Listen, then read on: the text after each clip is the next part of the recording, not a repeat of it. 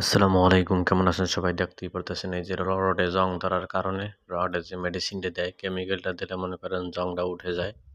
তো দেখতেই পারতেছেন বালতিতে ডালার পরে একদম ধোয়া বাইর হয়েছে।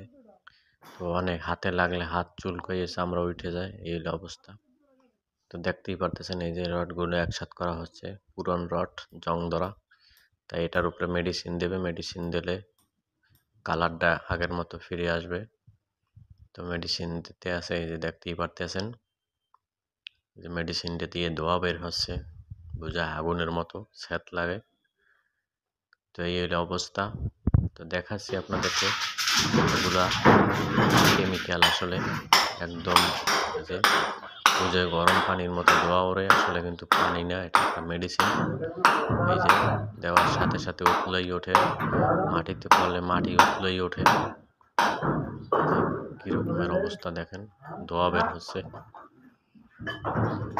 তো দেখালাম আপনাদের, এটা টাঙ্কি ঢালাই হবে, সেখানে রড বাঁধার জন্য রডগুলো দিতেছে। একটু জং ধরে গেছিল রডগুলো, তাই এই মেডিসিনটা দিতেছে। দেখালাম আর কি। তো ভালো থাকবেন সবাই। আসসালামু আলাইকুম ওয়া রাহমাতুল্লাহি ওয়া বারাকাতুহু।